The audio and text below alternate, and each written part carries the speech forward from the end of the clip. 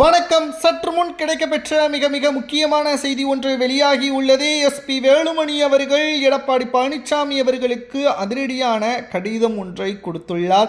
அதிமுகவில் வெடித்த புயல். கிட்டத்தட்ட நடைபெறக்கூடிய 6 சட்டசபை இடைத்தேர்தலில் 5 தொகுதிகளை மீண்டும் அதிமுகவை கைப்பற்ற வேண்டும்.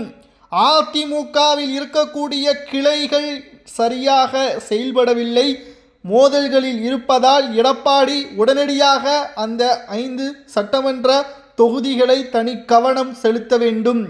எங்களது பதவிகளை தான் நீங்கள் பறித்துவிட்டீர்கள். எஸ்பி வேலுமணியின் ஆதரவாளர்கள் கொடுத்த அந்த கடிதத்தில் என்ன கூறியுள்ளது தெரியுமா?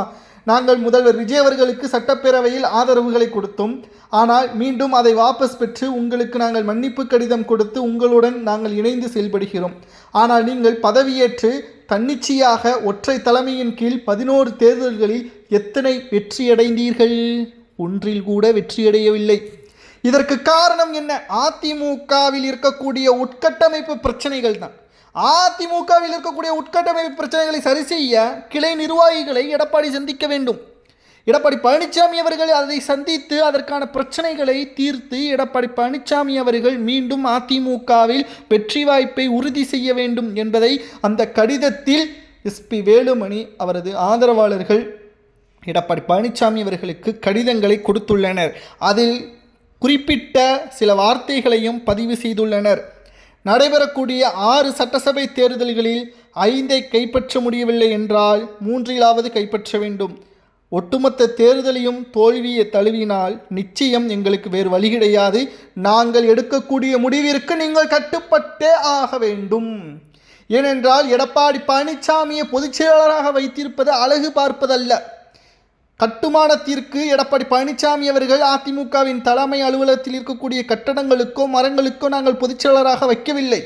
1.5 கோடி தொண்டர்கள் மனதில் எடப்பாடி இருக்க வேண்டும். 1.5 கோடி தொண்டர்களது வெற்றி வாய்ப்பை எடப்பாடி உருவாக்க வேண்டும். அதற்கான முயற்சிகளை மேற்கொள்ள வேண்டும். அதிமுக ஆட்சியை அமைக்க வேண்டும். எம்ஜிஆர் மற்றும் ஜெயலலிதா அவர்களது சிறப்பான ஆட்சியை கொடுக்க வேண்டும் என்பதற்காக மட்டும்தான். ஆனால் குடும்ப அரசியலையும் தொடர் தோல்வியையும் நாங்கள் இனியும் பொறுத்து கொள்ள மாட்டோம். கிட்டத்தட்ட எஸ்பி வேலுமணியின் இந்த அதிகாரப்பூர்வமான கடிதத்தால் அதிமுகவில் மீண்டும் வெடித்த புயலாக மாறியுள்ளது அரசியல் களம்.